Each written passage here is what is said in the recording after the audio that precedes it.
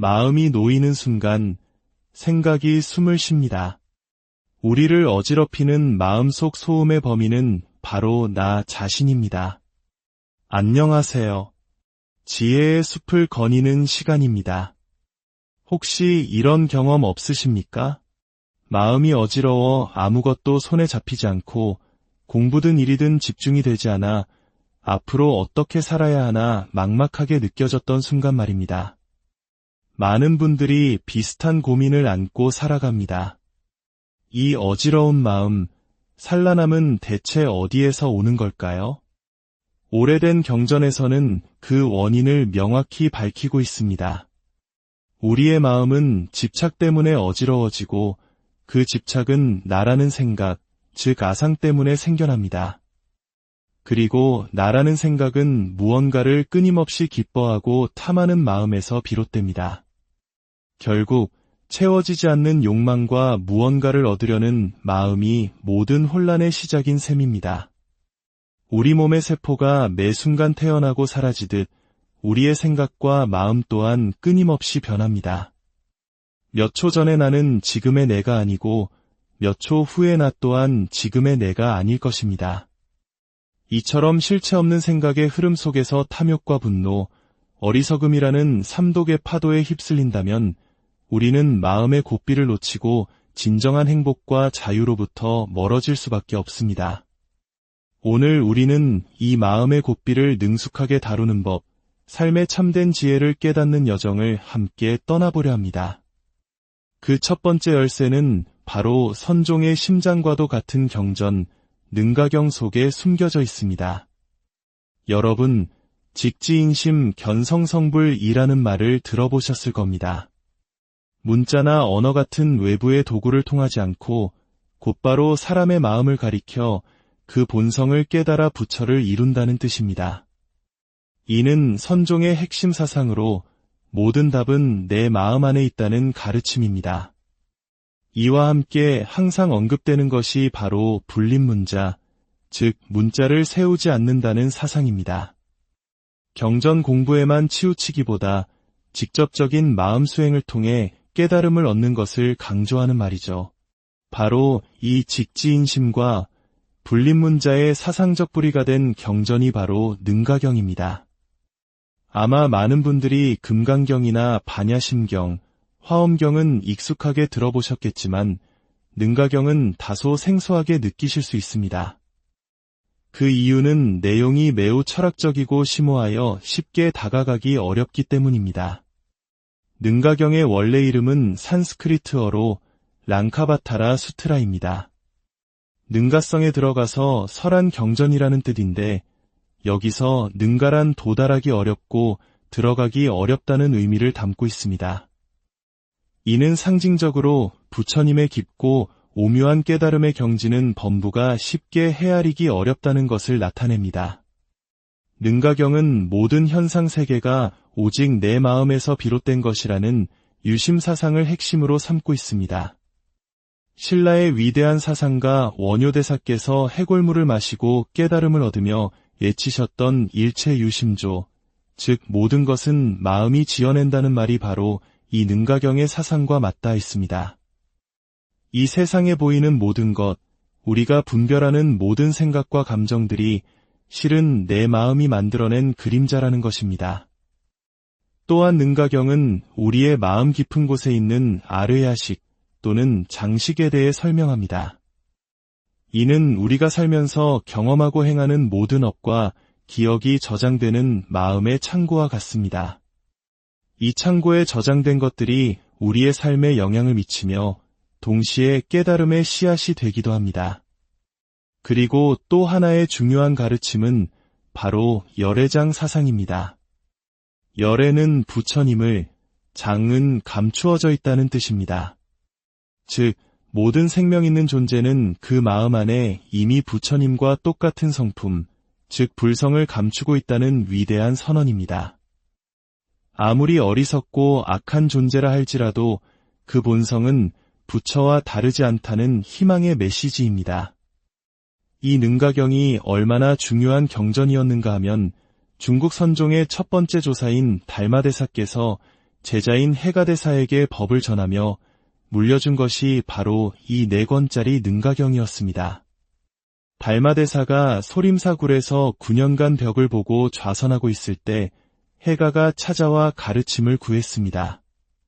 달마는 거들떠보지도 않았습니다. 사르르는 듯한 추위 속에 밖에서 기다리던 해가는 자신의 구도에 대한 굳은 의지를 보이기 위해 스스로 팔 하나를 잘라 바쳤다고 전해집니다. 그의 간절함을 본 달마대사는 마침내 그를 제자로 받아들이고 내 마음이 너무나 괴롭습니다. 라고 호소하는 해가에게 그 괴로운 마음을 내게 가져와 보아라. 내가 편안하게 해주리라고 말합니다. 해가가 한참을 자신의 마음을 찾아 헤맸으나 찾을 수 없다고 답하자 달마는 나는 이미 너의 마음을 편안하게 해주었노라고 말하며 깨달음을 주었습니다. 마음이란 본래 실체가 없음을 깨닫게 한 것입니다. 이때 달마대사가 해가에게 이것이 바로 부처님 마음의 정수를 담은 핵심적인 가르침이다라며 전해준 경전이 바로 능가경입니다. 달마대사는 중국에는 오직 이 경전만이 있을 뿐이다. 라고 할 정도로 능가경을 최고로 여겼고 그래서 초기 선종은 능가종이라고 불릴 정도였습니다. 하지만 오조 홍인대사에 이르러 능가경이 너무 난해하여 대중들이 이해하기 어렵다고 판단하여 그 대안으로 금강경을 선택하게 됩니다. 이로 인해 6조 해능대사 이후 선종은 금강경을 소위경전으로 삼게 되었고 오늘날 한국 불교에서도 금강경이 널리 독송되는 계기가 되었습니다. 이처럼 능가경은 비록 지금은 조금 멀게 느껴지지만 모든 것이 마음에 달려있다는 진리를 통해 우리에게 마음을 닦는 수행의 중요성을 일깨워주는 보물 같은 경전입니다. 이제 이 마음의 가르침이 우리 삶의 문제들을 어떻게 풀어낼 수 있는지 보여주는 부처님 시대의 한 흥미로운 이야기 속으로 들어가 보겠습니다. 우리는 종종 꿈을 꾸고 그 의미에 집착하곤 합니다. 한국에서는 예로부터 꿈보다 해몽이라는 말이 있듯이 같은 현상이라도 어떻게 해석하고 받아들이느냐가 더 중요하다고 여겨왔습니다. 부처님께서 기원정사에 계실 때의 일입니다.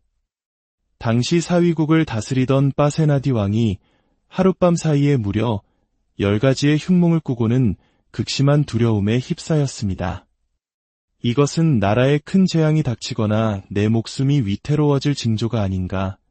왕은 불안에 떨며 당대 최고의 꿈 해몽가라는 바라문을 불렀습니다.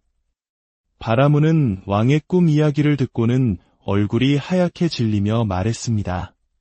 대왕이시여, 이는 왕과 태자, 그리고 왕비의 목숨까지 위협하는 무시무시한 흉몽입니다. 이 재앙을 피하려면 왕비와 신하들, 그리고 수많은 생명을 죽여 하늘에 제사를 지내고 왕께서 가진 모든 보물을 불태워야 합니다.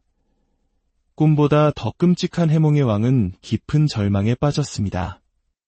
자신의 목숨을 위해 사랑하는 아내와 충성스러운 신하들을 희생시켜야 한다는 말에 차마 결정을 내리지 못하고 괴로워했습니다. 그때 지혜로운 말리카 왕비가 왕에게 간언했습니다. 대왕이시여, 바라문의 말만 듣고 성급히 결정하지 마시고 위대한 스승이신 부처님께 찾아가 가르침을 구해보는 것이 어떻겠습니까? 왕은 왕비의 말이 옳다고 여겨 곧장 부처님을 찾아가 자신이 꾼 10가지 꿈을 모두 아뢰었습니다. 부처님께서는 조용히 이야기를 들으신 후 자비로운 미소와 함께 전혀 다른 해몽을 들려주셨습니다. 대왕이시여, 그 꿈들은 재앙의 예언이 아니라 먼 훗날 세상이 어지러워질 때 나타날 모습들을 미리 보여준 것이며 왕께서 나라를 어떻게 다스려야 할지에 대한 지침입니다. 첫 번째, 가마솥 3개 중 양쪽은 가득 차고 가운데는 텅 비어있던 꿈은 훗날 사람들이 부모는 봉양하지 않고 가난한 이웃을 돕지 않으며 자기 배만 불리는 세태를 경고한 것이니 왕께서 먼저 자비를 베풀어 바로잡으라는 뜻입니다.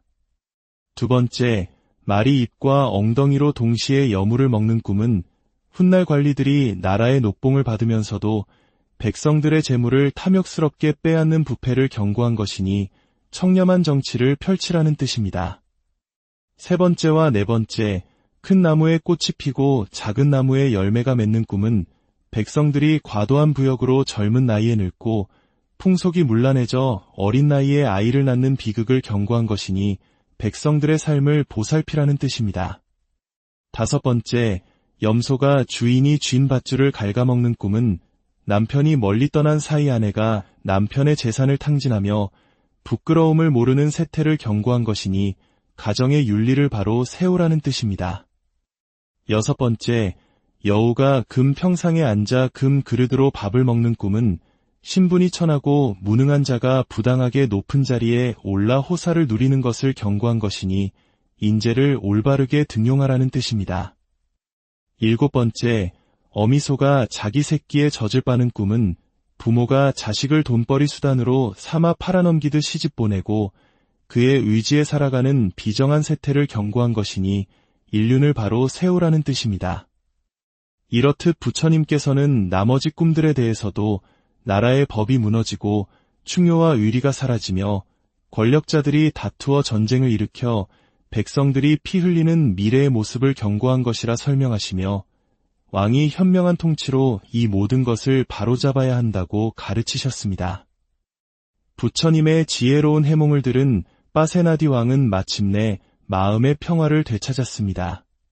그는 궁으로 돌아와 사악한 조언을 한 바라문을 멀리하고 부처님의 가르침대로 선정을 베풀어 나라를 태평성대로 이끌었다고 합니다.